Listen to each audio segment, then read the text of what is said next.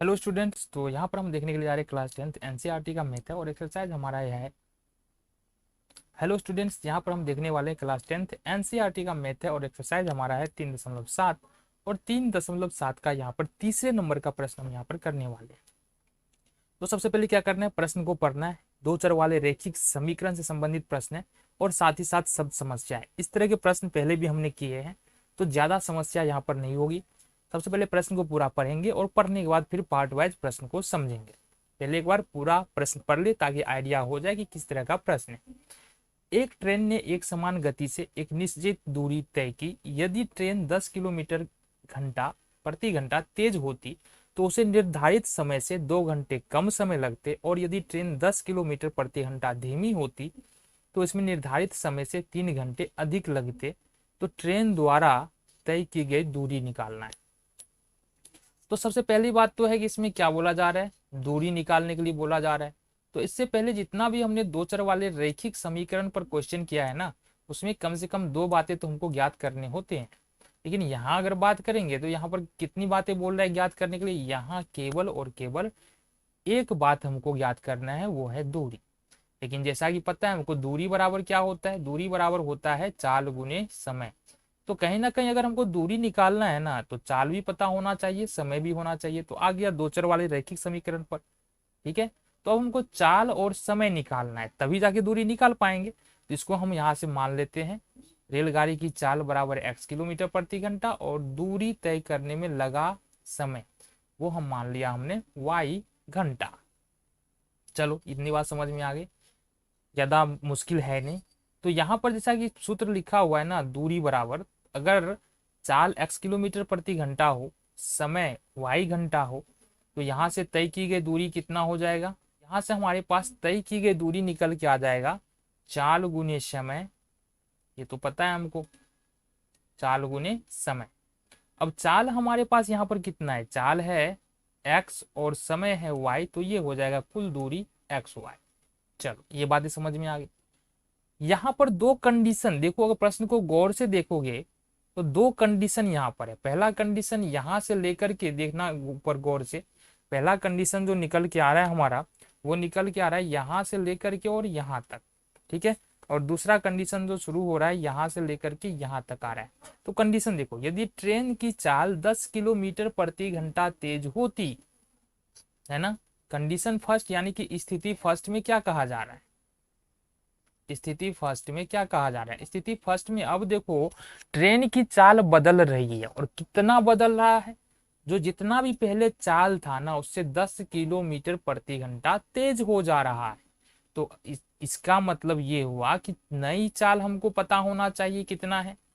नई चाल बराबर पहले का चाल x किलोमीटर प्रति घंटा और बढ़ रहा है कितना 10, नई चाल बराबर x प्लस 10 किलोमीटर प्रति घंटा। इसी तरह से अगर नया समय की बात करें, नया समय, अब चाल बढ़ रहा है तो समय जाहिर सी बात है कमेगा। नए समय में क्या हो रहा है, 2 घंटे कम लग रहे हैं। यहाँ देखो कितने कम लग रहे हैं, 2 घंटे कम लग रहे हैं। तो यहाँ समय में से हमको यहाँ 2 घंटा निकालना होगा, इतना घंटा हो जाएगा। लेकिन देखो एक बात यहाँ से समझो, चाल में यहाँ पर कम ज्यादा जरूर हो रहा है, चाल और समय दोनों कम ज्यादा हो रहा है, लेकिन दूरी सेम रहने वाला है। मतलब ये जो दूरी हमने एक्स वाई निकाला है, और अगर इस दोनों को मल्टीप्लाई करें, ये चाल और ये समय, नई चाल और नया समय दोनों को गुना करें, तो जो दूरी निकल के आएगा ना वो इसी के बराबर होने वाला है, क्योंकि दूरी नहीं बदल रहा है। ठीक है, तो इस तरह से हम क्या लिख सकते हैं, दूरी बराबर दूरी हो जाएगा, दूरी बराबर दूरी अगर करे, दूरी बराबर दूरी क्यों ले रहे, एक तो हमारा ये दूरी एक्स वाई है जो हमने पहले निकाला, जो पुराने चाल पर था, पुराने चाल और पुराने समय पर। फिर नई नई चाल है हमारा x प्लस 10, और फिर है नई समय जो है वो है y माइनस 2। यहाँ से भी एक हमारा निकल के आ जाएगा दूरी, देखो यहाँ से। तो इसको क्या लिख सकते हैं, इसको लिख सकते हैं एक्स वाई बराबर 10x प्लस 10x नहीं होगा, ये हो जाएगा हमारा एक्स वाई, किसको हमने गुना किया, x को y से, एक्स वाई प्लस 10y, इसी तरह से -2x और -20, ये हो जाएगा। तो थोड़ा सा आगे सॉल्व करो, अगर एक्स वाई को उठा के इधर लेके आए तो ये प्लस में है, इधर आने के बाद माइनस में होगा, मतलब एक्स वाई से एक्स वाई ये तो जीरो हो जाएगा, इसको हम यहाँ से हटा दे रहे हैं। ठीक है, अब ये 10y और 2 माइनस 2x प्लस में 10y माइनस में 2x दोनों को उठा के दूसरी तरफ ले आते हैं, तो ये हो जाएगा हमारे पास 2x इधर आके प्लस में हो जाएगा माइनस का 10y बराबर में माइनस का 20। ठीक है, यहाँ पर क्या करना है, अपने को कॉमन ले लेना है। क्या कॉमन आ जाएगा, 2 कॉमन आ जाएगा, x माइनस 5y बराबर माइनस 20। यहाँ से क्या हो जाएगा जी, ये हो जाएगा x माइनस 5y बराबर माइनस 20 बट्टे में 2। ये हो जाएगा 10 दूनी 20। ये हो जाएगा हमारे पास x माइनस 5y बराबर माइनस का 10। इसको मान लेना इक्वेशन नंबर फर्स्ट। ये समीकरण 1 हमारे पास निकल के आ गया। ठीक है, कंडीशन 1 के अनुसार। अब देखो कंडीशन 2 दिमाग में यहाँ नोट कर लो, क्योंकि पेज को ऊपर करेंगे तो फिर ये दिखेगा नहीं। तो कंडीशन नंबर 2 क्या, यदि ट्रेन 10 किलोमीटर धीमी होती, ठीक है 10 किलोमीटर धीमी, यानी चाल जो है पहले जितना भी था उससे 10 किलोमीटर कम हो जाता। दूसरा है तो समय 3 घंटा अधिक लगेंगे, मतलब चाल 10 किलोमीटर कम होगा और समय 3 घंटा अधिक लगेगा। इतना बात ध्यान रखो, आगे देखते हैं।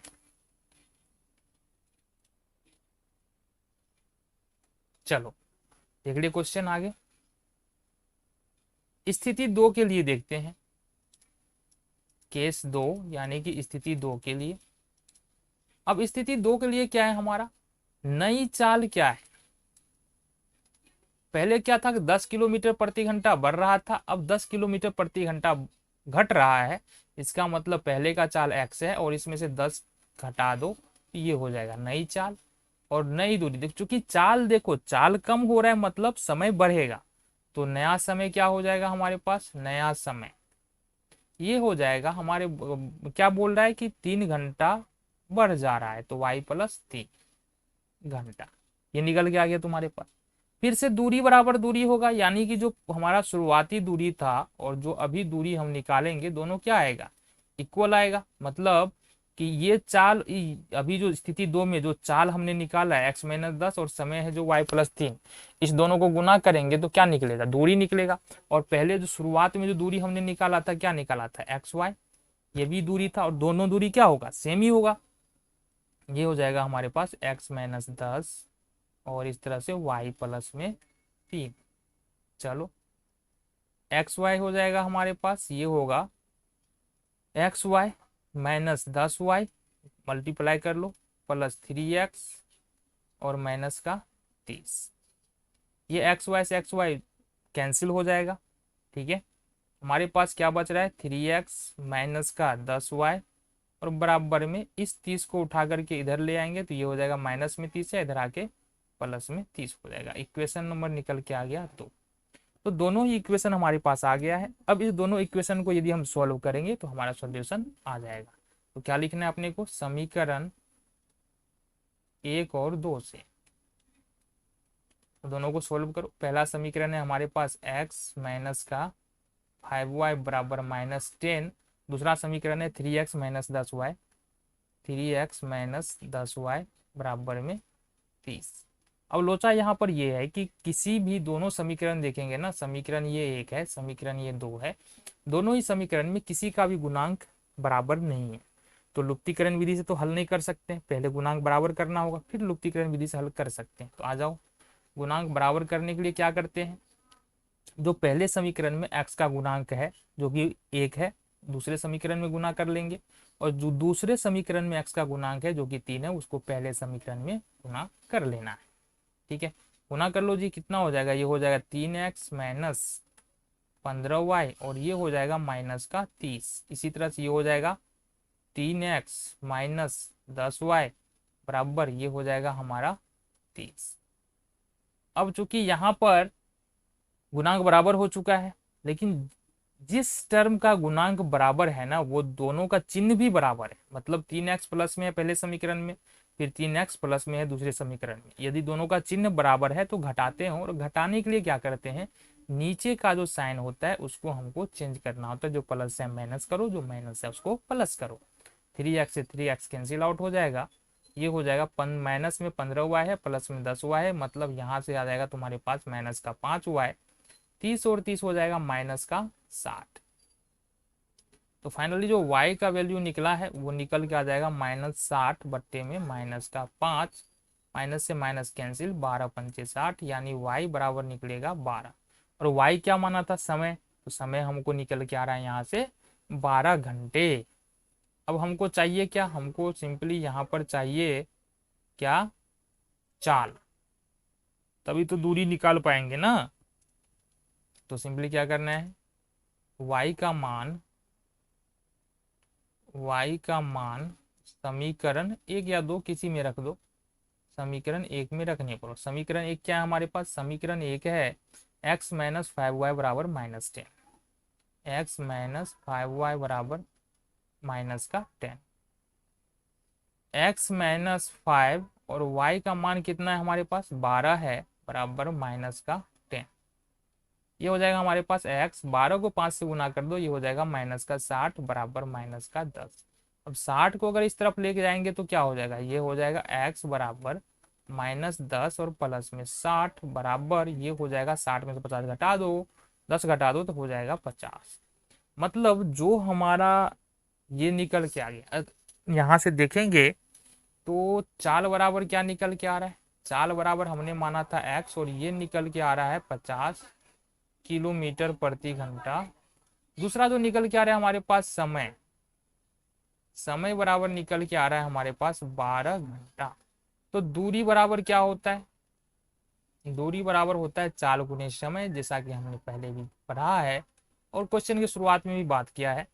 तो ये हो जाएगा हमारे पास 50 गुने 12 बराबर 12 पंचे 60, 600 किलोमीटर। ये तुम्हारा आंसर आ गया, दूरी बराबर 600 किलोमीटर।